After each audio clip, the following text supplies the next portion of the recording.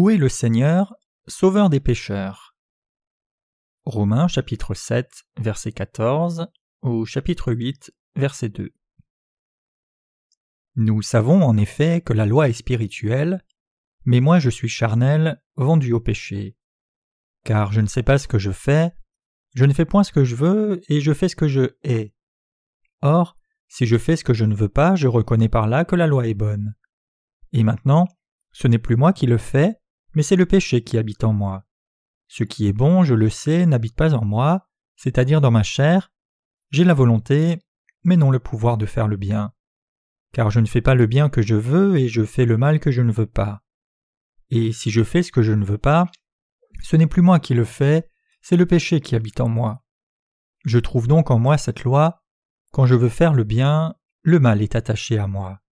Car je prends plaisir à la loi de Dieu selon l'homme intérieur, mais je vois dans mes membres une autre loi qui lutte contre la loi de mon entendement et qui me rend captif de la loi du péché qui est dans mes membres. Misérable que je suis, qui me délivrera du corps de cette mort? Grâce soit rendue à Dieu par Jésus-Christ notre Seigneur. Ainsi donc moi-même, je suis par l'entendement esclave de la loi de Dieu, et je suis par la chair esclave de la loi du péché. Il n'y a donc maintenant aucune condamnation pour ceux qui sont en Jésus-Christ. En effet, la loi de l'esprit de vie en Jésus-Christ m'a affranchi de la loi du péché et de la mort. L'homme est un pécheur qui a hérité du péché. Tous les êtres humains ont hérité du péché d'Adam et Ève et sont devenus des graines de péché. Nous sommes donc nés à la base comme rejetons du péché et devons inévitablement être pécheurs.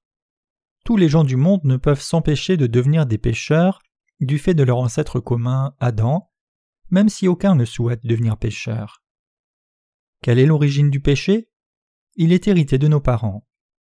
Nous sommes nés avec le péché dans notre cœur. C'est la nature héritée des pécheurs.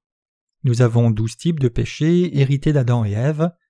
Ces péchés sont les adultères, les fornications, les meurtres, les vols, la cupidité, la méchanceté, la tromperie, la lasciveté, le mauvais œil, le blasphème, l'orgueil et la stupidité. Ils font intrinsèquement partie de nos cœurs dès le moment de notre naissance. La nature profonde de l'homme, c'est le péché. Nous sommes ainsi nés avec 12 types de péchés. Nous ne pouvons qu'admettre que nous sommes pécheurs car nous sommes nés avec le péché dans notre cœur. Un être humain est né pécheur et inévitablement pécheur parce qu'il a le péché originel en lui. On devient pécheur parce que l'on est avec le péché dans son cœur.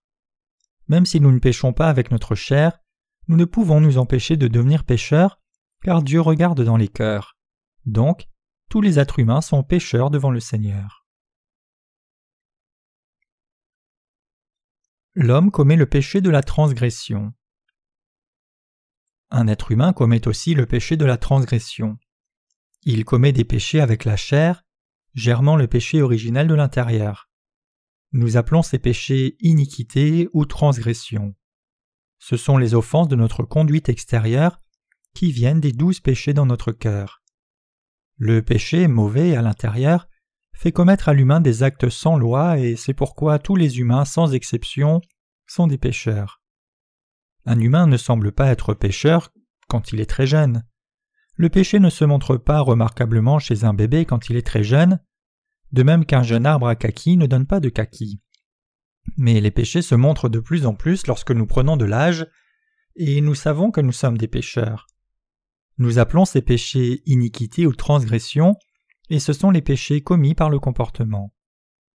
Dieu dit que ces deux choses sont des péchés. Le péché dans le cœur et les actes sans loi dans notre chair sont tous deux des péchés. Dieu appelle un humain pécheur. Tous les péchés sont inclus dans les péchés du cœur et dans les péchés du comportement. Ainsi, tous les gens sont nés pécheurs aux yeux de Dieu, qu'ils pêchent dans leur comportement ou non. Les mécréants insistent sur le fait que l'homme soit né bon à l'origine et que personne ne soit né mauvais. Mais David a reconnu devant Dieu: « J'ai péché contre toi seul, j'ai fait ce qui est mal à tes yeux, en sorte que tu seras juste dans ta sentence, sans reproche dans ton jugement. Voici, je suis né dans l'iniquité et ma mère m'a conçu dans le péché. » Psaume 51, versets 4 et 5. Ce passage signifie « Je ne peux que commettre le péché parce que je suis à l'origine une graine de péché. Je suis un grave pécheur, alors si tu enlèves mes péchés, je peux être racheté de tous mes péchés et devenir juste, mais si tu ne les enlèves pas, je devrais aller en enfer.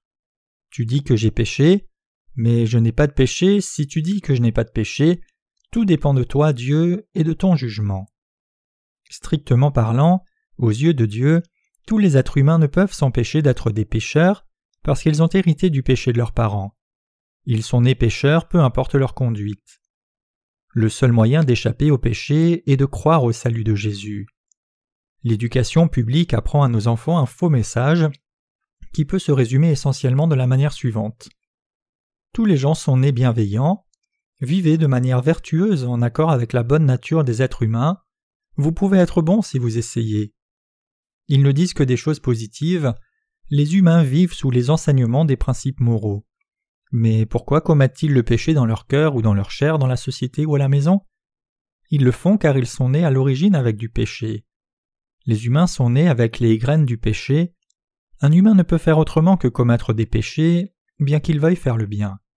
Ceci prouve que nous sommes nés avec le péché.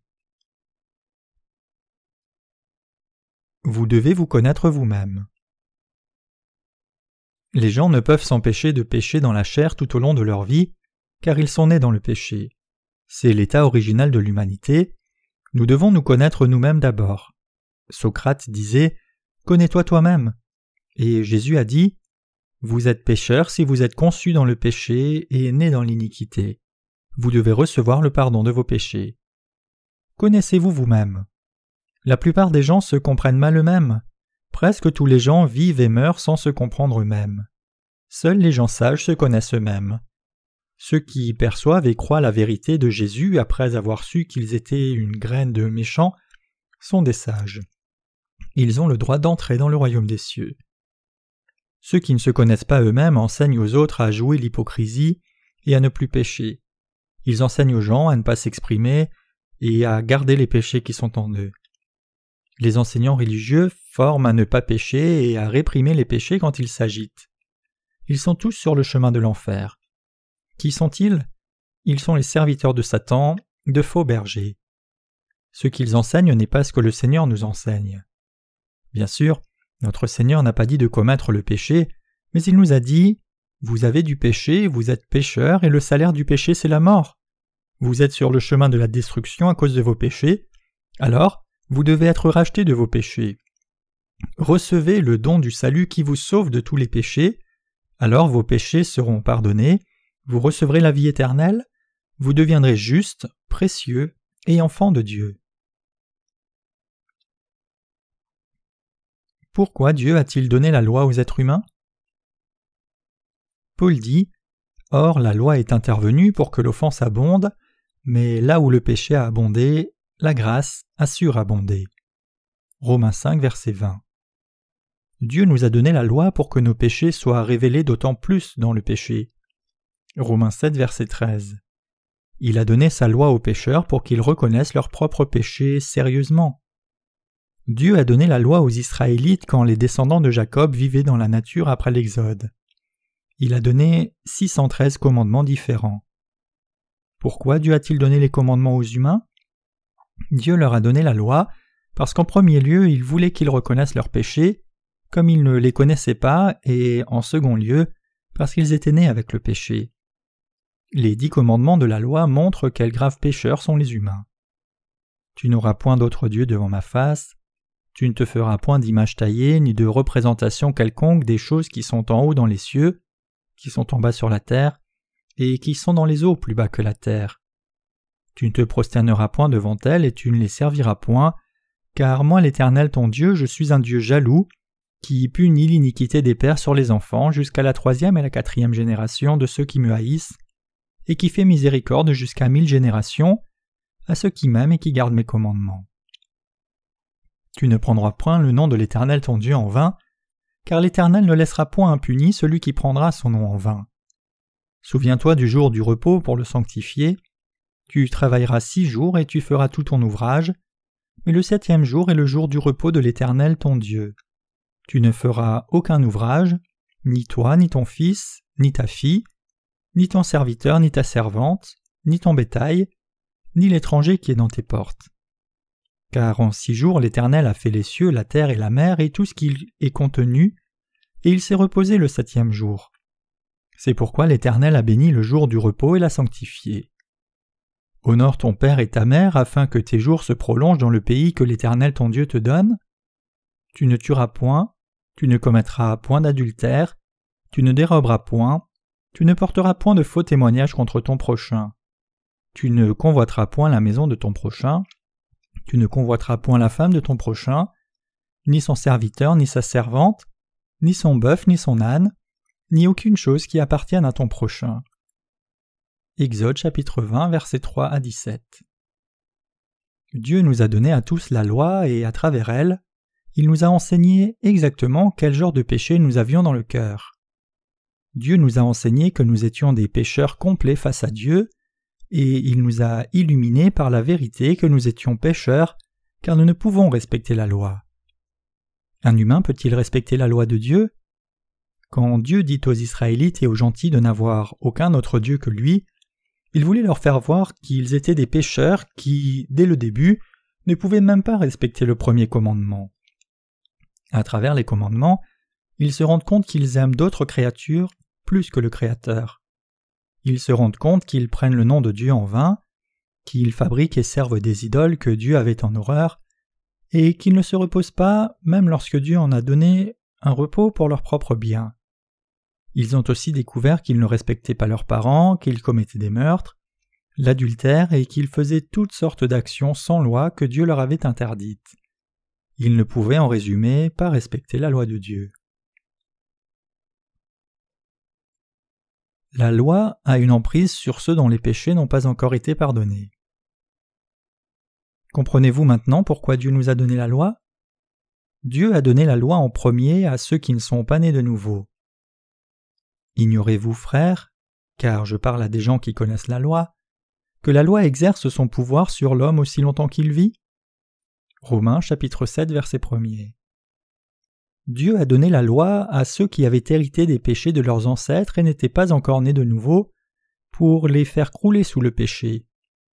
La loi a été prise pour une personne aussi longtemps qu'elle vivra.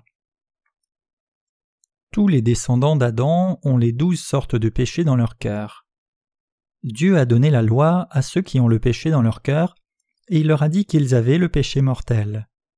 Ainsi, à chaque fois que le péché de meurtre ou d'adultère sort de nous et nous fait pécher, la loi nous dit « Dieu a dit de ne pas commettre l'adultère, mais tu commets l'adultère de nouveau, tu es donc pécheur. Dieu a dit de ne pas commettre de meurtre, mais tu as assassiné par ta haine. Tu es un pécheur qui tue et qui commet l'adultère. Dieu a dit de ne pas voler, mais tu as encore volé, alors tu es un voleur. » C'est ainsi que le péché existe là où la loi existe. C'est pourquoi Paul a dit « Ignorez-vous, frères, car je parle à des gens qui connaissent la loi, que la loi exerce son pouvoir sur l'homme aussi longtemps qu'il vit ?» La loi a une emprise sur ceux dont les péchés ne sont pas encore pardonnés. Pour les gentils qui ne connaissent pas la loi de Dieu, leur conscience devient leur loi. Quand ils font le mal, leur conscience leur dit qu'ils ont péché. De même, la conscience des mécréants fonctionne comme une loi pour eux, et ils reconnaissent les péchés à travers leur conscience. Romains 2, verset 15. Pourquoi ne servez-vous pas le Créateur quand même votre conscience vous dit que le Créateur existe? Pourquoi ne recherchez-vous pas Dieu? Pourquoi trompez-vous votre cœur? Vous devriez avoir honte de vos péchés et avoir peur que les autres les découvrent. Mais les pécheurs qui n'admettent pas Dieu et trompent leur cœur n'ont aucune honte. Nous avons honte de nous quand nous regardons le ciel, la terre, les autres personnes ou toute autre créature si nous avons du péché en nous. Dieu a donné une conscience aux êtres humains et la loi de la conscience montre le péché. Mais la plupart d'entre eux vivent sans Dieu, jouant les hypocrites devant Dieu et vivant comme bon leur semble. Ils sont destinés à l'enfer. Comme Paul leur rappelle de faire attention à la loi, « Ignorez-vous, frères, car je parle à des gens qui connaissent la loi, que la loi exerce son pouvoir sur l'homme aussi longtemps qu'il vit? un être humain doit naître 2 fois. Une fois comme pécheur, et ensuite il naît de nouveau dans la grâce de la rédemption de Dieu pour vivre comme juste. Paul a expliqué comment le Seigneur nous avait sauvés de la malédiction de la loi et du péché de la façon suivante. Ainsi, une femme mariée est liée par la loi à son mari tant qu'il est vivant, mais si le mari meurt, elle est dégagée de la loi qui l'a liée à son mari. Si donc, du vivant de son mari, elle devient la femme d'un autre homme, elle sera appelée adultère. Mais si le mari meurt, elle est affranchie de la loi, de sorte qu'elle n'est point adultère en devenant la femme d'un autre. Romains 7, versets 2 à 3. Si une femme mariée a une aventure, elle est adultère. Mais si son mari est mort et qu'elle épouse un autre homme, il n'y a rien de mal à cela. La même logique s'applique à notre délivrance du péché. La loi a une emprise sur tous les descendants d'Adam, dont les péchés n'ont pas encore été pardonnés. Elle leur dit « Vous êtes des pécheurs ». Alors ils confessent leur état pécheur devant la loi en disant « Je dois aller en enfer, je suis pécheur, il est naturel pour moi d'aller en enfer pour le prix de mes péchés. » Mais si nous mourons pour la loi à travers le corps de Christ, la loi ne peut plus avoir d'emprise sur nous, car notre être ancien a été crucifié avec Christ et a été baptisé en lui. Notre ancienne nature est morte. Notre Seigneur s'est occupé de nos vieux maris et nous a permis de nous marier à lui. De même, mes frères, vous aussi vous avez été, par le corps de Christ, mis à mort en ce qui concerne la loi, pour que vous apparteniez à un autre, à celui qui est ressuscité des morts, afin que nous portions des fruits pour Dieu. Romains 7, verset 4. Dieu a donné la loi à tous les êtres humains qui sont nés avec le péché, du fait de leur ancêtre commun Adam, afin que le péché soit encore révélé à travers le commandement. Il les a fait s'attarder sous le jugement de Dieu, mais il les a sauvés à travers le corps de Christ. Jésus est mort à notre place. N'est-il pas juste pour nous d'aller en enfer en accord avec la loi de Dieu? C'est vrai. Cependant, le Seigneur a été envoyé dans le monde, a pris sur lui tous nos péchés par son baptême au Jourdain, a été crucifié, jugé et maudit sous la colère de la loi à notre place. À travers cela et seulement cela, nous pouvons maintenant être sauvés et naître de nouveau en croyant cela. Ceux qui ne sont pas nés de nouveau doivent aller en enfer. Ils doivent croire en Jésus et être sauvés. Nous devons mourir une fois avec Jésus. Si notre ancienne nature ne meurt pas une fois, nous ne pouvons pas devenir des nouvelles créatures et entrer dans le royaume des cieux.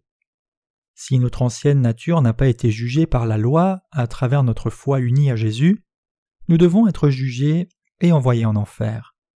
Tous ceux qui ne sont pas nés de nouveau doivent aller en enfer. Les mécréants vivent bien, profitent de tout ce qu'une bonne vie peut apporter, mais ils n'ont aucune cause pour leur punition éternelle. Tous les êtres humains doivent recevoir le pardon des péchés par le Seigneur Jésus tant qu'ils vivent sur cette terre. Toutes les anciennes identités doivent mourir une fois en union avec Jésus à travers la foi, parce que nous ne pouvons naître de nouveau après notre départ de ce monde. Nous devons mourir une fois et être délivrés de nos péchés par notre foi en Jésus-Christ. À travers qui? À travers le corps de Jésus-Christ. En croyant que Jésus est venu dans le monde et a enlevé tous nos péchés, êtes-vous mort? Y a-t-il quelqu'un qui ne soit déjà mort? Vous pouvez vous demander « Comment puis-je mourir? Comment suis-je vivant maintenant si j'étais mort ?» Et c'est là le secret, c'est le mystère qu'aucune religion ne peut expliquer. Seuls ceux qui sont nés de nouveau peuvent dire que leur ancienne nature est morte en union avec le Christ. Les pécheurs peuvent être nés de nouveau et leur ancienne identité peut être morte seulement lorsqu'ils écoutent la parole de Dieu près de ceux qui sont nés de nouveau.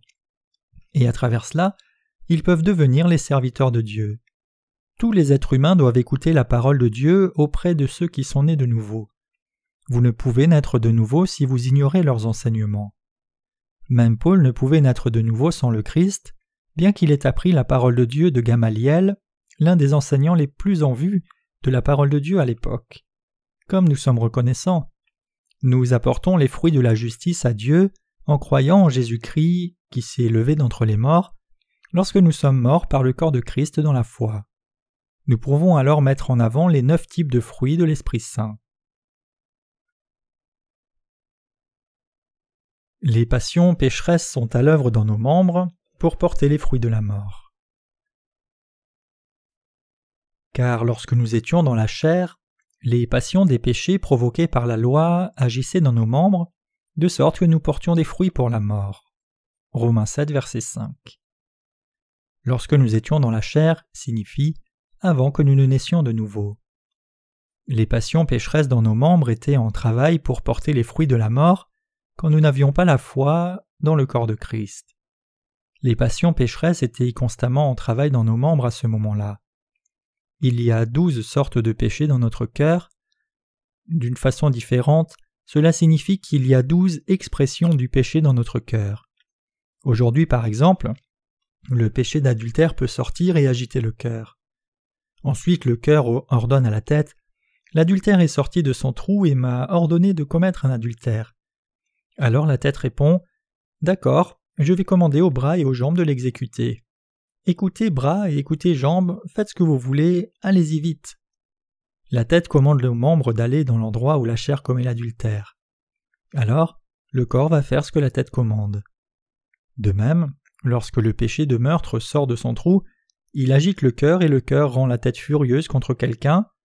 Ensuite, la tête commande au corps de se préparer à cela et le péché travaille ainsi dans nos membres. C'est la raison pour laquelle nous devons recevoir le pardon de nos péchés. Si nous n'avons pas le pardon de nos péchés, nous ne pouvons faire autrement que faire ce que notre cœur nous commande, bien que ce ne soit pas ce que nous voulions faire. Tout le monde devrait naître de nouveau dans l'Évangile véritable. On devient sauvé lorsque l'on naît de nouveau, comme un ver de terre devient une cigale. Les pasteurs peuvent réellement servir le Seigneur lorsqu'ils sont nés de nouveau. Avant d'être nés de nouveau, tout ce qu'ils peuvent dire c'est « Cher bien-aimé, vous devez faire le bien ». C'est comme dire à des malades de se soigner eux-mêmes. Ils poussent les assemblées à purifier leur cœur pour eux-mêmes, bien qu'ils ne sachent pas eux-mêmes comment effacer leurs propres péchés dans leur cœur. Les passions pécheresses dans nos membres travaillent à porter les fruits de la mort. Une personne commet-elle des péchés parce qu'elle a envie de pécher? Nous commettons des péchés en tant que serviteurs du péché parce que nous sommes nés avec le péché, parce que nos péchés n'ont pas encore été effacés, et parce que nous devons encore mourir par le corps de Jésus-Christ. Il vaut mieux que les pasteurs dont les péchés n'ont pas encore été pardonnés arrêtent de servir le Seigneur. Il vaudrait mieux pour eux qu'ils vendent des laitues chinoises. Je le leur recommande. Il vaudrait mieux pour eux, plutôt que de tromper les gens en leur racontant des mensonges, de se faire beaucoup d'argent et de ramasser des dons pour eux-mêmes, de devenir gras comme des porcs, qu'ils fassent autre chose. Si l'on n'a pas été sauvé de ces péchés, les péchés et les passions dans les membres sont en travail pour porter les fruits de la mort. Nous pouvons servir le Seigneur dans sa grâce en recevant l'Esprit Saint après que nos péchés soient enlevés. Mais nous ne pouvons servir le Seigneur dans la loi. Notre Seigneur nous a dit ainsi « Mais maintenant, nous avons été dégagés de la loi, étant morts à cette loi sous laquelle nous étions retenus, de sorte que nous servions dans un esprit nouveau, et non selon la lettre qui a vieilli. » Romains chapitre 7, verset 6. La loi nous rend excessivement pécheurs.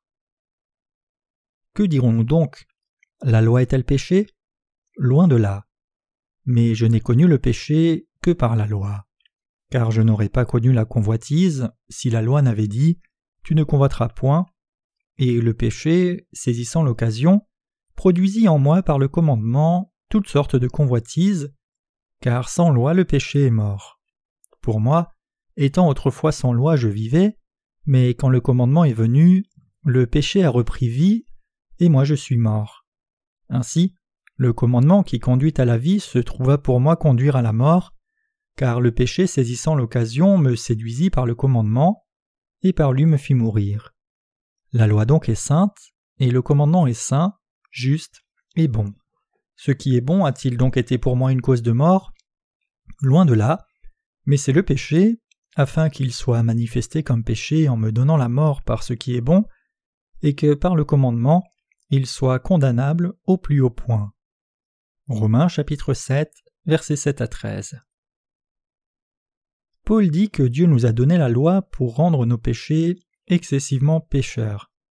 Il dit aussi car nul ne sera justifié devant lui par les œuvres de la loi, puisque c'est par la loi que vient la connaissance du péché. Romains 3, verset 20. Cependant, la plupart des chrétiens essayent de vivre selon la loi, tandis qu'ils poursuivent la justice de la loi. Tant de pasteurs qui ne sont pas nés de nouveau sont sûrs que les gens se rendent malades par leur désobéissance à la loi et qu'ils peuvent être guéris si seulement ils voulaient bien vivre selon la loi. Pouvons-nous réellement conclure que notre désobéissance à la loi cause toutes nos maladies? Beaucoup de chrétiens, comme fidèles ou dirigeants, pensent que les choses ne vont pas bien parce qu'ils ont manqué de vivre en accord avec la parole de Dieu. Ils pensent qu'ils sont malades à cause de leurs péchés, alors ils ont peur des péchés. Ils pleurent tous les jours. Il ferait aussi bien d'ajouter un passage à la Bible qui dirait « Pleurez toujours, pleurez sans arrêt, en toutes choses pleurez », alors que la Bible nous dit « Soyez toujours joyeux, priez sans cesse, rendez grâce en toutes choses, car c'est à votre égard la volonté de Dieu en Jésus-Christ. » 1 Thessaloniciens 5, versets 16 à 18. Mais les faux pasteurs apprennent aux gens à pleurer tout le temps, pleurer sans cesse, comme si les rides de tous ces pleurs étaient une indication de leur foi.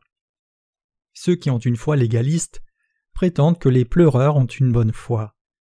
Les faux pasteurs, qui ne sont pas nés de nouveau, désignent une femme qui pleure bien comme mère supérieure et un chrétien masculin sujet aux larmes comme ancien. Ne pleurez pas à l'église. Pleurez chez vous si vraiment vous devez pleurer. Pourquoi Jésus a-t-il été crucifié? Pour faire de nous des bébés pleurnicheurs? Bien sûr que non. Jésus a enlevé toute notre peine, nos malédictions, nos maladies et nos douleurs, une fois pour toutes, pour que sa crucifixion ne nous fasse plus pleurer et que nous vivions heureux au lieu de cela. Alors pourquoi pleurent-ils? Ils doivent être renvoyés chez eux s'ils essayent de pleurer dans l'église de ceux qui sont nés de nouveau. Quelle est la différence entre ceux qui sont nés de nouveau et ceux qui ne sont pas nés de nouveau? La loi n'a jamais tort. La loi est sainte. Elle est véritablement juste, alors que nous ne sommes jamais justes. Nous sommes l'opposé de la loi parce que nous sommes nés avec le péché en tant que descendants d'Adam. Nous faisons ce que nous ne devrions pas faire, alors que nous ne pouvons pas faire ce que nous devrions faire. La loi nous rend excessivement pécheurs. Nous savons en effet que la loi est spirituelle, mais moi je suis charnel vendu au péché. Car je ne fais pas ce que je veux, je ne fais point ce que je veux et je fais ce que je hais. Or, si je fais ce que je ne veux pas, je reconnais par là que la loi est bonne. Et maintenant, ce n'est plus moi qui le fais, mais c'est le péché qui habite en moi. Ce qui est bon, je le sais, n'habite pas en moi, c'est-à-dire dans ma chair. J'ai la volonté, mais non le pouvoir de faire le bien. Car je ne fais pas le bien que je veux et je fais le mal que je ne veux pas. Et si je fais ce que je ne veux pas, ce n'est plus moi qui le fais, c'est le péché qui habite en moi. Je trouve donc en moi cette loi. Quand je veux faire le bien, le mal est attaché à moi. Car je prends plaisir à la loi de Dieu, selon l'homme intérieur, mais je vois dans mes membres une autre loi qui lutte contre la loi de mon entendement et qui me rend captif de la loi du péché qui est dans mes membres. Misérable que je suis, qui me délivrera du corps de cette mort? Romains 7, versets 14 à 24. Avant ce passage, Paul dit que nous tous, lui compris, devons être jugés une fois par la loi. Il dit que seuls ceux qui ont reçu la colère et les jugements de la loi, à travers le corps de Christ, peuvent porter les fruits de la justice pour Dieu. Il dit aussi qu'aucune bonne chose ne réside dans quelqu'un et que personne qui ne soit né de nouveau ne peut s'empêcher de pécher. Il en est de même pour celui qui est né de nouveau. Mais il y a une différence visible entre les deux. Ceux qui sont nés de nouveau ont à la fois le corps et l'esprit, donc il y a deux types de désirs en eux. Mais ceux qui ne sont pas nés de nouveau ont seulement le désir de la chair, et ils ne peuvent et ne veulent que pécher. Alors ils ne s'occupent que de la beauté et de la constance avec laquelle ils pêchent. C'est leur but dans la vie, commun parmi ceux qui ne sont pas nés de nouveau. Le péché fait commettre des péchés aux gens. Romains 7, verset 20 dit « Et si je fais ce que je ne veux pas, ce n'est plus moi qui le fais, c'est le péché qui habite en moi. » Y a-t-il du péché dans le cœur de ceux qui sont nés de nouveau? Non. Y a-t-il du péché dans les cœurs de ceux qui ne sont pas nés de nouveau? Oui. Si vous avez du péché dans votre cœur, le péché travaille dans la chair et vous fait commettre encore plus de péchés. Car je ne fais pas le bien que je veux, et je fais le mal que je ne veux pas, et si je fais ce que je ne veux pas, ce n'est plus moi qui le fais, c'est le péché qui habite en moi. Les êtres humains ne peuvent s'empêcher de pécher toute leur vie, parce qu'ils sont nés avec le péché. Ceux qui sont nés de nouveau peuvent porter les fruits de l'esprit spontanément, mais ceux qui ne sont pas nés de nouveau ne peuvent mettre au monde de tels fruits. Ils n'ont pas de pitié pour les autres. Certains tuent même leurs propres enfants quand ils leur désobéissent.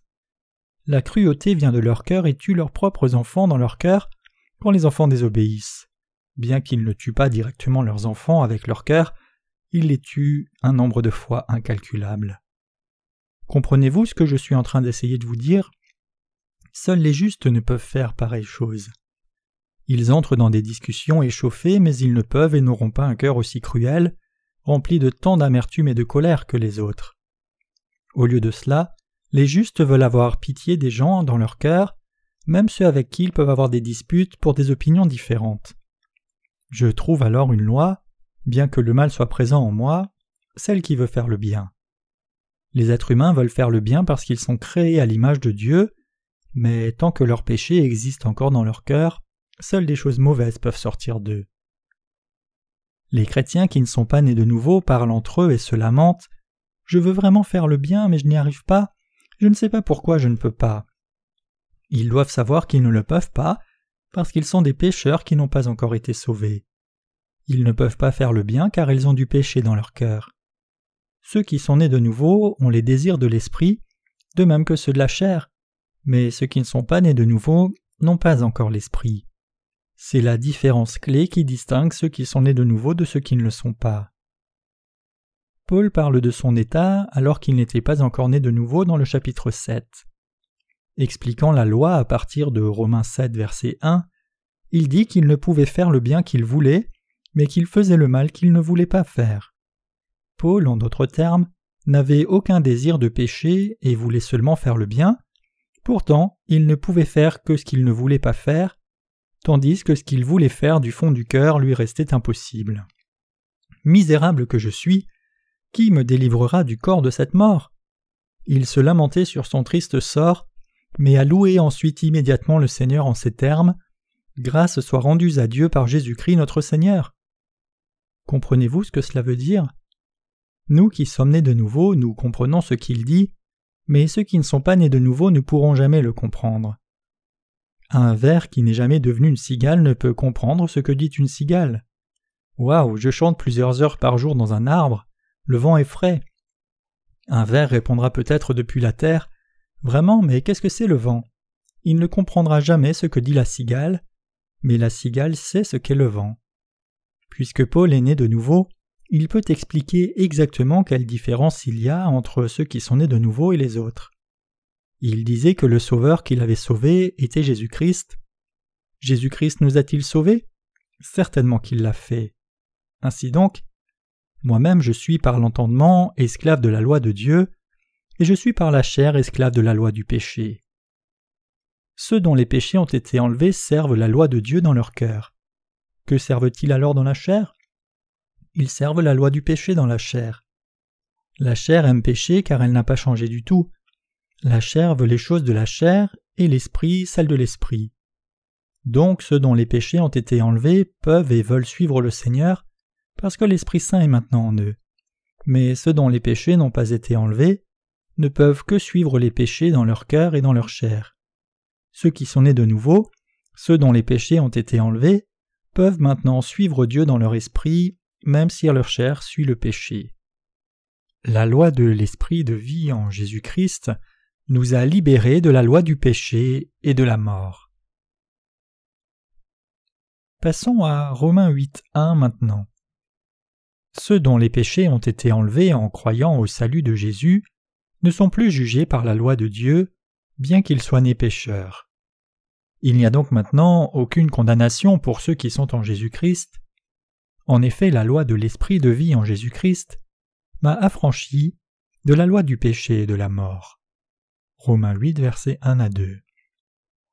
Il n'y a maintenant aucune condamnation pour ceux qui sont en Jésus-Christ. Il n'y a pas de condamnation.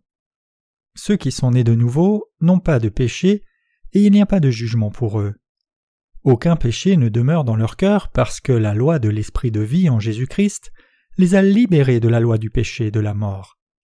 Notre Seigneur est à l'origine de la vie. Il est devenu l'agneau de Dieu, conçu par l'Esprit Saint, et a pris sur lui tous les péchés du monde au fleuve du Jourdain à travers son baptême par Jean. Jugé à notre place, il a été crucifié pour nous. À travers cela, il a complètement enlevé nos péchés. Devons-nous alors mourir de nouveau à cause de nos péchés? Avons-nous quelque chose pour lequel nous devons être jugés? Avons-nous le péché en nous si tous nos péchés sont passés sur Jésus-Christ lors de son baptême?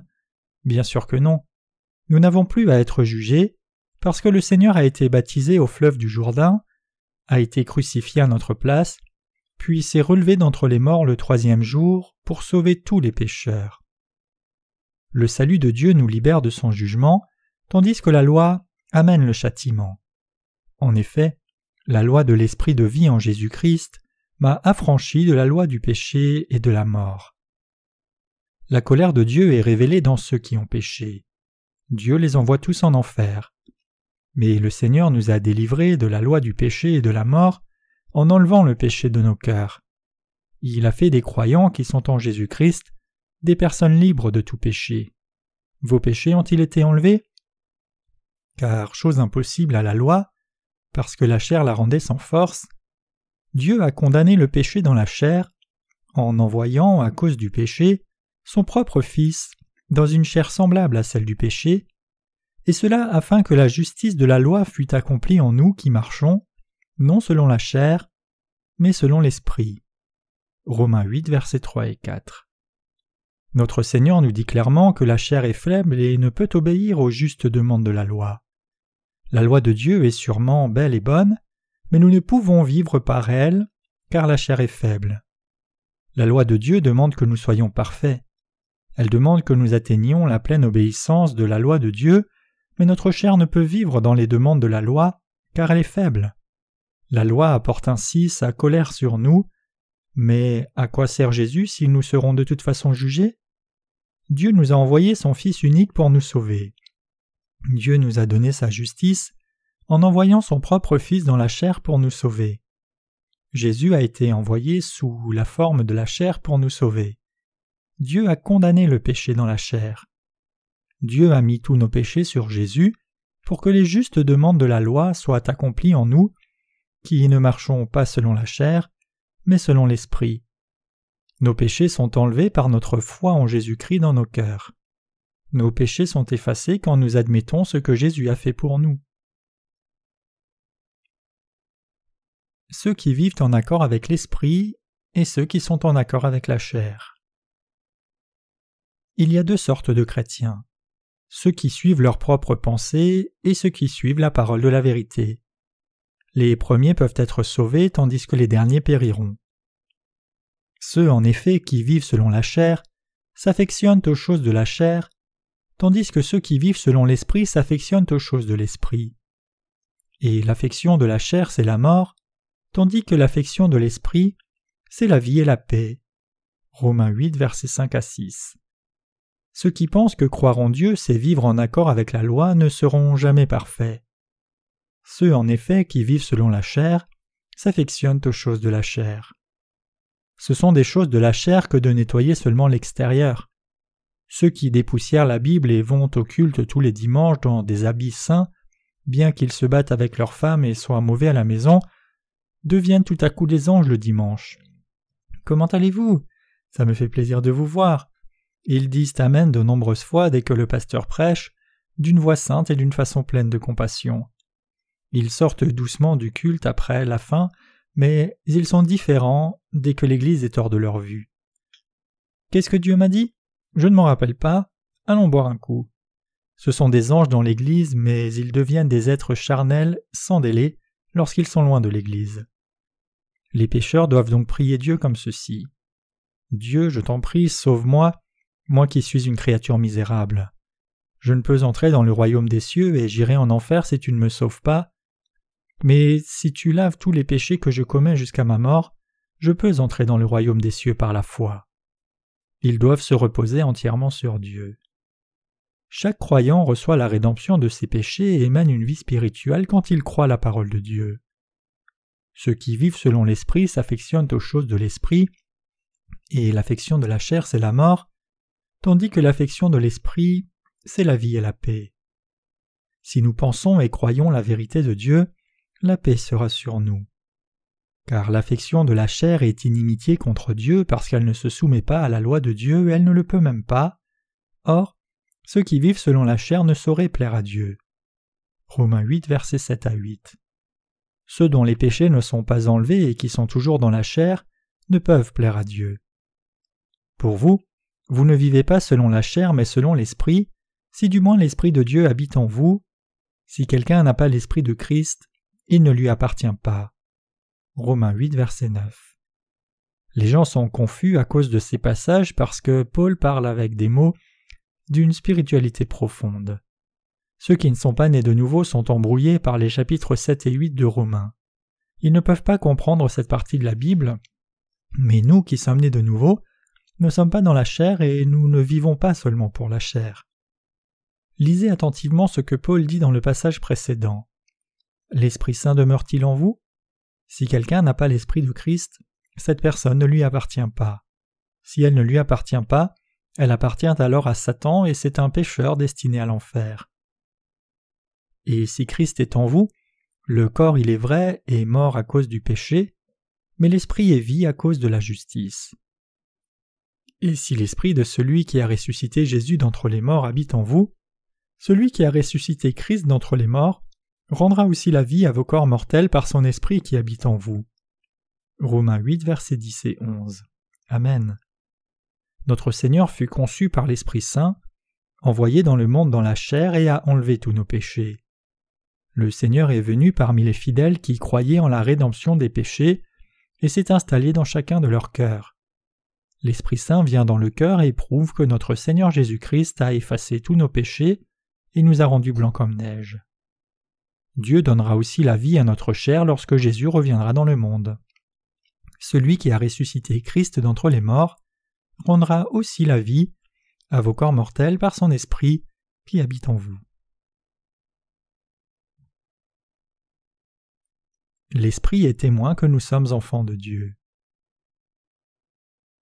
Nous devons vivre par la foi en Dieu et l'Esprit Saint après être nés de nouveau. Ainsi donc, frères, nous ne sommes point redevables à la chair pour vivre selon la chair. Si vous vivez selon la chair, vous mourrez, mais si par l'Esprit vous faites mourir les actions du corps, vous vivrez car tous ceux qui sont conduits par l'Esprit de Dieu sont fils de Dieu.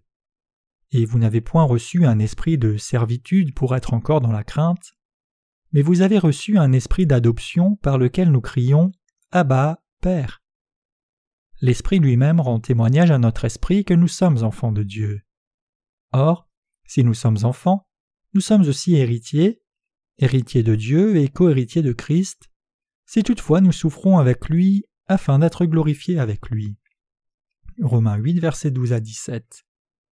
Nous crions Abba Père parce que nous avons reçu l'esprit d'adoption et non l'esprit des liens et de la peur.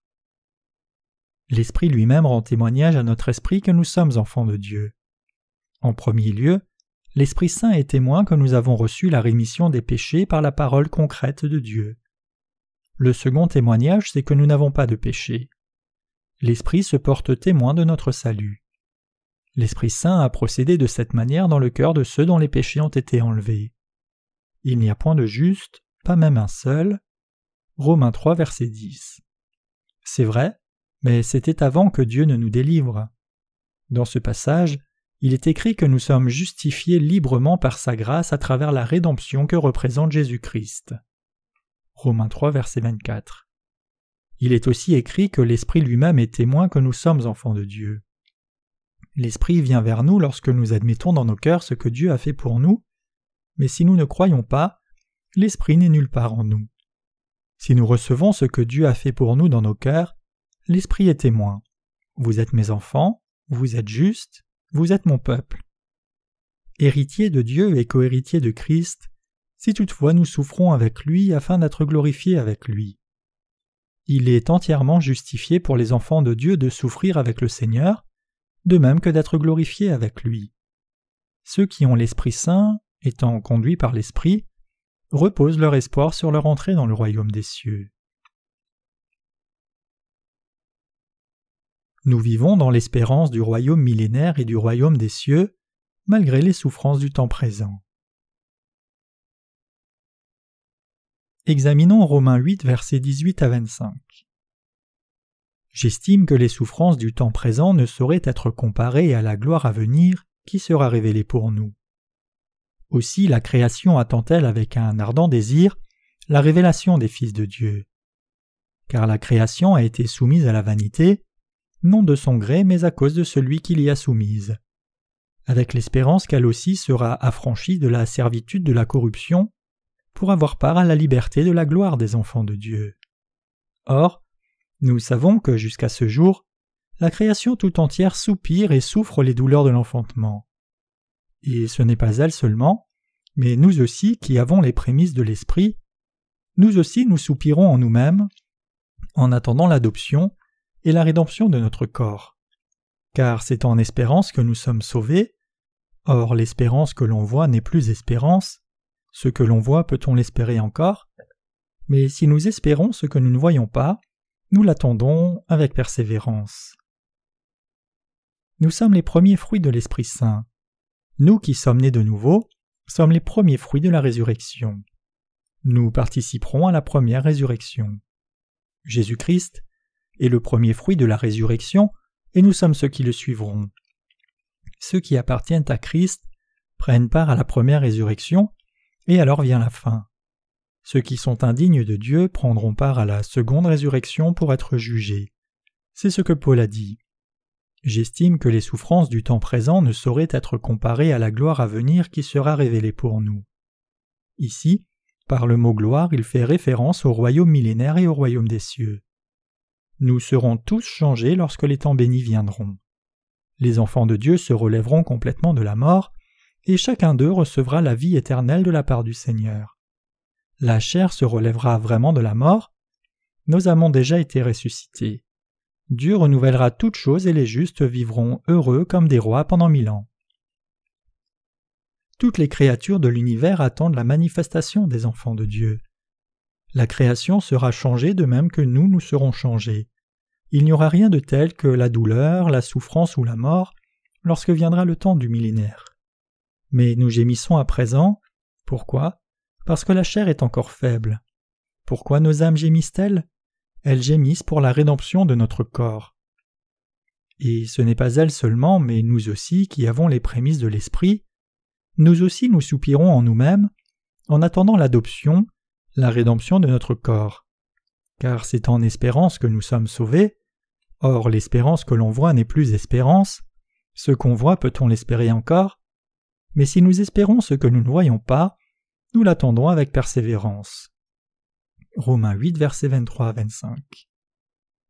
Nous attendons impatiemment l'adoption, car nous sommes sauvés par cette espérance.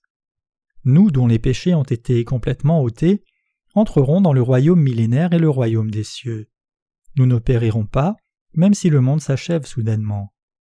Notre Seigneur reviendra dans ce monde lorsque celui-ci touchera à sa fin.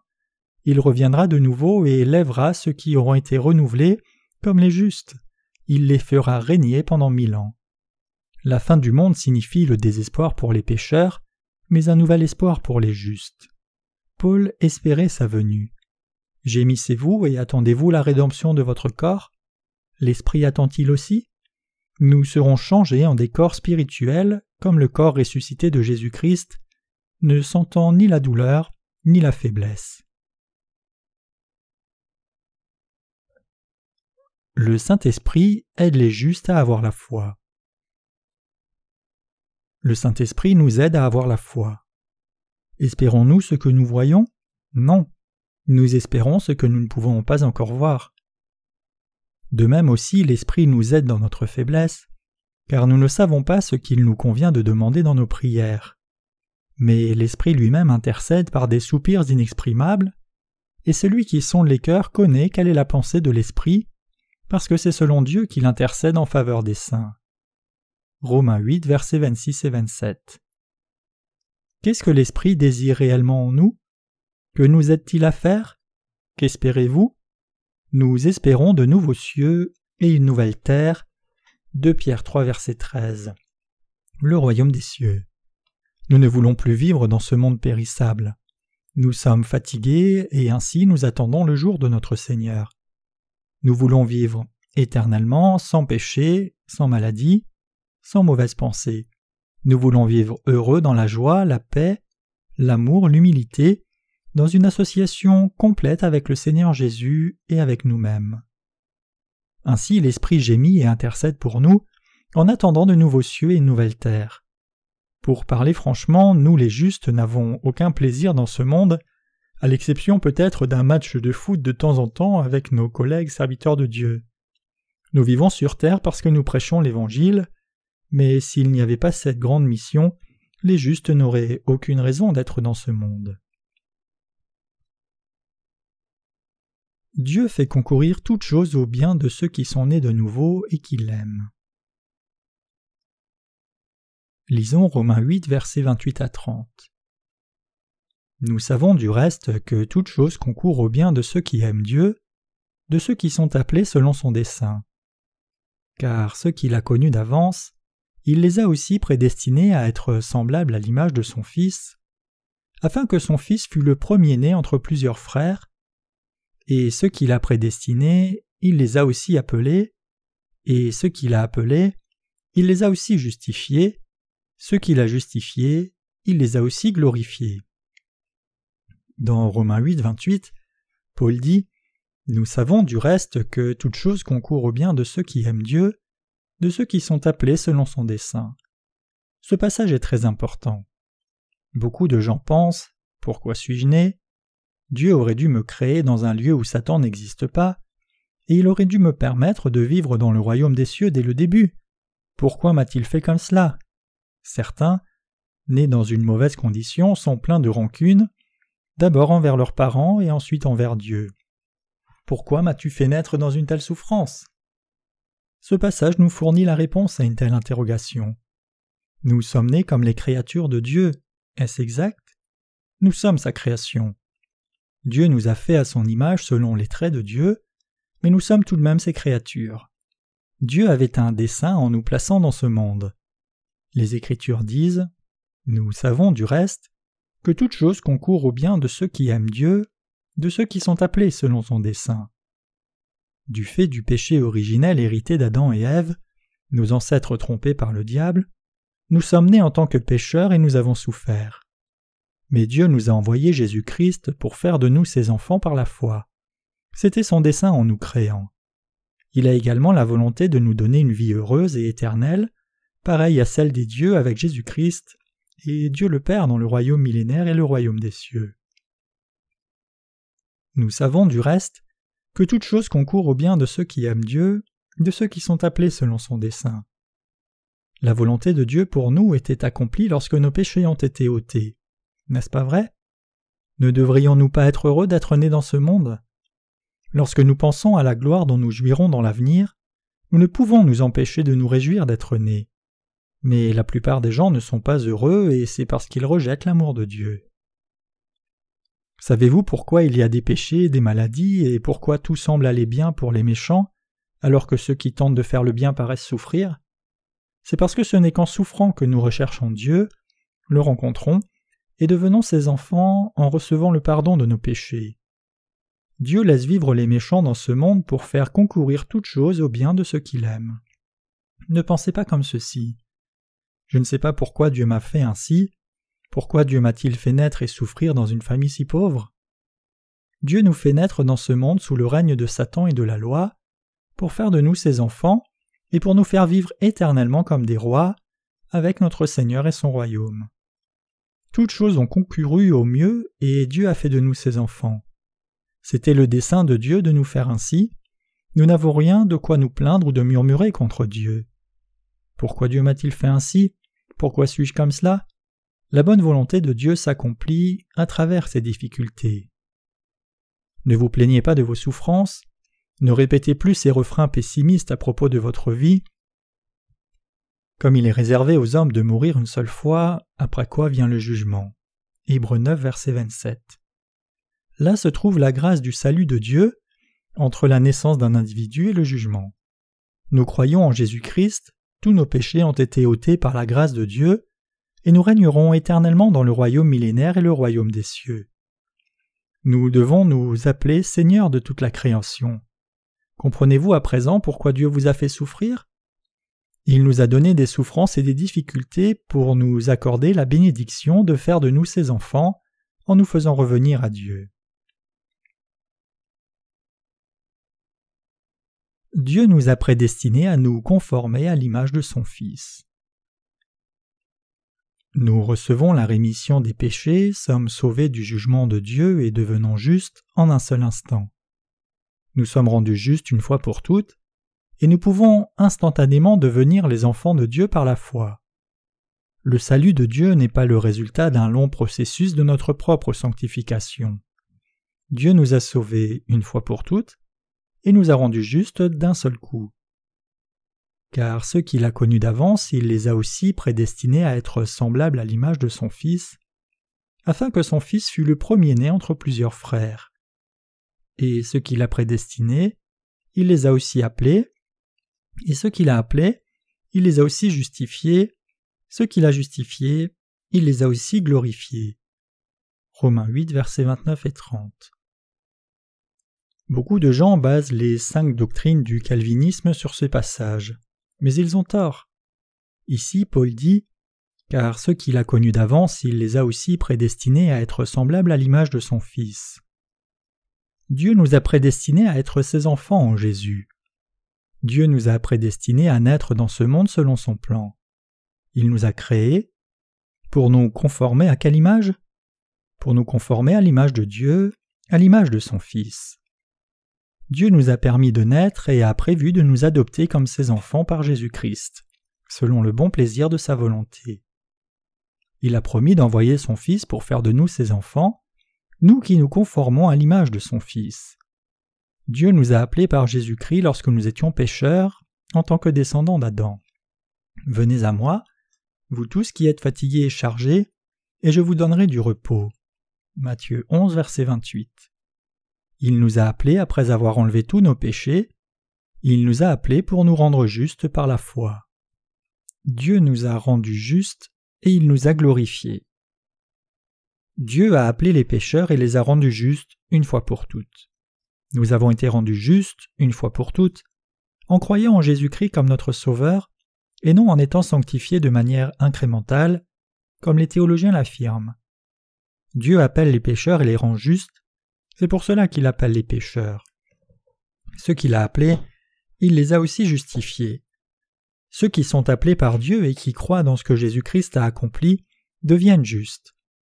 Nous avions certainement le péché en tant que descendants d'Adam auparavant, mais nos péchés ont tous été ôtés lorsque nous avons cru la vérité que Jésus les avait en effet tous ôtés.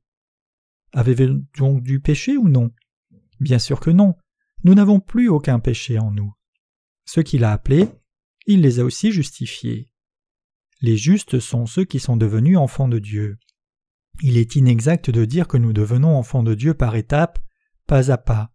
Au contraire, nous sommes glorifiés une fois pour toutes comme les enfants de Dieu par sa rédemption. Ceux qu'il a appelés, il les a aussi justifiés. Dieu a fait de nous ses enfants. Je ne peux comprendre pourquoi tant de chrétiens croient dans les soi-disant 5 étapes vers le salut. Le salut et le fait de devenir enfant de Dieu se produisent une fois pour toutes. Cela prend du temps pour que nous prenions part à la résurrection de nos corps, car nous devons attendre la seconde venue de notre Seigneur, mais la délivrance du péché arrive d'un seul coup, en l'espace d'un seul instant. Nous pouvons obtenir la rédemption instantanément en répondant à la parole de la rémission de nos péchés que Dieu, celui qui nous appelle, nous a offerte, et en acceptant ce qu'il a fait pour nous sauver. Merci Seigneur, Alléluia, Amen. Je suis sauvé car tu m'as sauvé. Je n'aurais pu être racheté si tu n'avais pas effacé tous mes péchés. Merci mon Seigneur, Alléluia. Nos péchés sont effacés de cette manière. La rédemption ne nécessite ni nos actions ni notre temps. Nos actions n'ont aucun rôle à jouer, même pas à 0,1% dans notre rédemption. Les calvinistes disent qu'un individu doit être justifié étape par étape pour recevoir la rédemption et entrer dans le royaume des cieux. De même qu'un ver ne peut courir sur 100 mètres en 1 seconde, quels que soient ses efforts, les gens ne peuvent devenir justes par leurs propres efforts, peu importe à quel point ils seraient bons ou à quel point ils essayent de garder la loi. Un ver reste un ver, peu importe combien de fois il se lave ou s'enduit de produits cosmétiques coûteux. De même, aussi longtemps que les pécheurs ont du péché dans leur cœur, ils sont toujours de simples pécheurs, peu importe à quel point ils peuvent avoir l'air bons. Comment un pécheur pourrait-il devenir complètement vertueux en étant sanctifié étape par étape? Est-ce que la chair s'améliore à mesure que le temps passe? Non, la chair reste indigne de Dieu et d'autant plus vile à mesure qu'elle vieillit. Mais la Bible dit « Ceux qu'il a prédestinés, il les a aussi appelés, et ceux qu'il a appelés, il les a aussi justifiés, et ceux qu'il a justifiés, il les a aussi glorifiés. » Ce passage énumère en une ligne ce qui arrive une fois pour toutes par la grâce de Dieu. Il ne dit pas que la rédemption et la justification sont accomplies par étapes. Un individu peut devenir juste une fois pour toutes en ayant foi dans le Seigneur, et non de manière incrémentale. Beaucoup de théologiens, ne sachant pas ce qu'ils font, insistent sur des théories déraisonnables et envoient les gens en enfer. Dieu nous a promis la rédemption et nous a appelés par Jésus-Christ, nous a rendus justes et a glorifié ceux qui avancent pour répondre à son appel. Mais à tous ceux qui l'ont reçu, à ceux qui croient en son nom, il a donné le pouvoir de devenir enfants de Dieu, lesquels sont nés. Jean 1, verset 12. Dieu nous a-t-il glorifiés? Bien sûr que non. Pourrions-nous être glorifiés par des essais de bonnes actions? Devons-nous essayer encore plus d'être justes? Bien sûr que non. Nous sommes déjà devenus justes. Personne ne peut nous séparer de l'amour de Dieu. Qui peut être contre nous si Dieu est avec nous? Personne. Que dirons-nous donc à l'égard de ces choses? Si Dieu est pour nous, qui sera contre nous? Lui qui n'a point épargné son propre Fils, mais qui l'a livré pour nous tous, comment ne nous donnera-t-il pas aussi toutes choses avec lui? Qui accusera les élus de Dieu? C'est Dieu qui justifie. Qui les condamnera? Christ est mort. Bien plus, il est ressuscité, il est à la droite de Dieu, et il intercède pour nous. Qui nous séparera de l'amour de Christ? Sera-ce la tribulation, l'angoisse, la persécution, la faim, la nudité, le péril ou l'épée?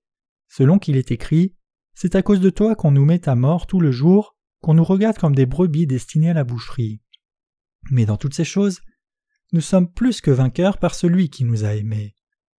Car j'ai l'assurance que ni la mort ni la vie, ni les anges ni les dominations, ni les choses présentes ni les choses à venir, ni les puissances, ni la hauteur ni la profondeur, ni aucune autre créature ne pourra nous séparer de l'amour de Dieu, manifesté en Jésus-Christ notre Seigneur. Romains chapitre 8, versets 31 à 39. Personne ne peut nous séparer de l'amour de Dieu. Personne ne peut refaire de nous les justes des pécheurs. Personne ne peut entraver ceux qui sont devenus enfants de Dieu et qui vivront dans le royaume millénaire et dans le royaume des cieux. Les tribulations peuvent-elles faire de nous des pécheurs? Les souffrances peuvent-elles faire de nous des pécheurs? La persécution peut-elle faire de nous des pécheurs? La famine, la nudité, le péril ou l'épée peuvent-ils faire de nous des pécheurs? Lui, qui n'a point épargné son propre Fils mais qui l'a livré pour nous tous, comment ne nous donnera-t-il pas aussi toutes choses avec lui? Dieu nous donne le royaume des cieux. Il nous donne toutes choses librement, car il n'a pas épargné son propre Fils, pour nous sauver. Alors que Dieu a consenti à faire le plus grand sacrifice pour nous, pourquoi ne ferait-il pas de nous ses enfants? Qu'est-ce que la rédemption que Dieu nous accorde? Dieu dit que pour que nos péchés soient enlevés, nous devons d'abord admettre que Jésus-Christ a été envoyé dans la chair selon la volonté de Dieu le Père. Deuxièmement, nous devons admettre que Jésus a pris sur lui tous nos péchés par son baptême au Jourdain. Troisièmement, nous devons confesser que Jésus a été crucifié pour nous et finalement qu'il est ressuscité. Nous ne pouvons être sauvés si nous ne croyons pas à chacun de ces préceptes. Ceux qui ne croient pas que Jésus est le Fils de Dieu ou qu'il est Dieu et Créateur sont exclus du salut de Dieu. Si un individu nie Jésus-Christ comme ayant un statut de divinité, il devient enfant de Satan. Ceux qui nient le fait que Jésus ait pris sur lui tous nos péchés lorsqu'il fut baptisé par Jean-Baptiste ne peuvent pas non plus être sauvés. Jésus ne peut devenir leur sauveur. Ils ne peuvent être sauvés dans leur cœur, même s'ils croient en Jésus de toutes leurs pensées. Ils vont en enfer, bien qu'ils connaissent Jésus. Jésus-Christ est mort à la croix à notre place car il a pris sur lui tous nos péchés par son baptême. Jésus est mort à cause de nos péchés, non à cause de ses péchés. Il est ensuite ressuscité des morts pour justifier tous ceux qui croient, et les ressusciter à leur tour. Nous sommes sauvés par la foi dans son baptême. J'ai jusqu'à présent prêché sur le chapitre 7 en rapport avec le chapitre 8. Le chapitre 7 dit que quelqu'un qui a des péchés ne peut faire le bien, mais le chapitre 8 dit qu'il n'y a à présent plus de condamnation pour ceux qui sont en Jésus-Christ et que notre foi en Jésus-Christ nous rend purs de tout péché. Nous sommes faibles et ne pouvons vivre selon la volonté de Dieu, donc Dieu le Père a envoyé Jésus-Christ comme notre Sauveur, et il a pris sur lui tous nos péchés par son baptême lorsque nous étions encore pécheurs. Nous sommes sauvés de tous nos péchés et rendus justes par Jésus-Christ. C'est la vérité que Paul enseigne dans les chapitres 7 et 8. Il n'y a donc maintenant aucune condamnation pour ceux qui sont en Jésus-Christ. Nous n'avons à présent plus de péché. Êtes-vous en Jésus-Christ? Admettez-vous ce que Jésus-Christ a fait pour vous? De même que Paul a reçu la rédemption pour ses péchés, nos péchés ont également été ôtés par notre foi dans le baptême de Jésus et son sang à la croix. Nous avons reçu la rédemption en croyant au baptême, au sang et à la résurrection de Jésus. Si un individu arrogant affirme que Jésus n'a pas été baptisé ou seulement pour nous montrer sa modestie, Dieu enverra cette personne en enfer. Ne soyez pas arrogants face à la parole de Dieu. Comment les pasteurs et les ministres peuvent-ils ignorer le baptême de Jésus alors que Paul lui-même en parlait tant? Comment pourrait-il ignorer la foi de Paul lui-même, l'un des plus grands pères de la foi? Comment pourrait-il ignorer les enseignements du serviteur de Dieu, dont Dieu lui-même a fait un apôtre? Si nous voulons prêcher sur Jésus-Christ, nous devons prêcher comme c'est écrit dans la Bible, et nous devons croire selon la Bible. Le Seigneur nous dit « Si vous demeurez dans ma parole, vous êtes vraiment mes disciples, vous connaîtrez la vérité, et la vérité vous affranchira. » Jean 8, versets 31 et 32. Vous et moi sommes arrivés comme Paul à croire au baptême de Jésus. Quand vos péchés ont-ils été transférés sur le corps de Jésus-Christ? Tous nos péchés ont été transférés sur Jésus-Christ lorsqu'il a été baptisé par Jean-Baptiste. Jésus dit à Jean « Laisse faire maintenant, car il est convenable que nous accomplissions ainsi toute justice. » Ici, on voit que Jésus a pris sur lui les péchés de l'humanité de façon irréversible par le baptême qu'il a reçu de Jean. Baptême signifie être lavé. Pour que les péchés de nos cœurs soient lavés, nos péchés doivent être transférés sur Jésus-Christ. Jésus-Christ a pris sur lui tous nos péchés, a été crucifié à notre place et a été enterré en union avec nous. Paul a déclaré alors « J'ai été crucifié avec Christ » Galates 2, verset 20. Comment pouvons-nous être crucifiés alors qu'en fait c'est Jésus qui a été mis à mort à la croix? Nous sommes crucifiés avec Christ car nous croyons au fait que Jésus a pris sur lui tous nos péchés et a été crucifié pour ses péchés. Je loue le Seigneur qui m'a sauvé de tous mes péchés. Nous pouvons hardiment prêcher l'Évangile car Jésus nous a rendus justes. Je remercie notre Seigneur de nous avoir sauvés de nos péchés, nous dont la chair est si faible et qui sommes si indignes de sa gloire.